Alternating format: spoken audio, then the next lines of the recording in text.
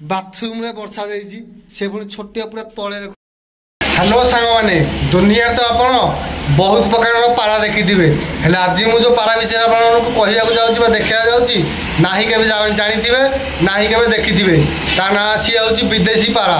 ठीक है सांग माने ये गाउली पारा ठू विदेशी पारा टिके डिफरेंट आंकर रहिबा स्टाइल ढंग खाना पीना सब अलग म आपन को आज देखैबी आपन माने जानि परिबे।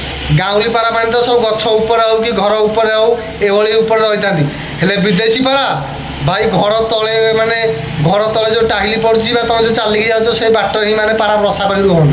तो चलते आज मुझे देखी विदेशी पारा कि भाव में अच्छी। ठीक अच्छे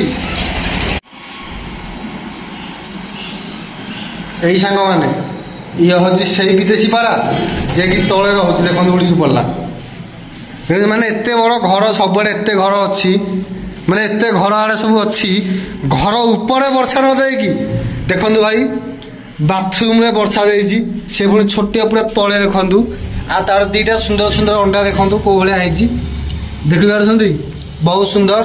तो इमिदा पारा केबे के देखिछ मते कमेंट नियारी मारे कहिबे आउ जो माने भी मो वीडियो को नुवा देखुछंती नियारी मारे लाइक एंड कमेंट करि दिबे। ठीक है संग माने रहउछि जय जगन्नाथ।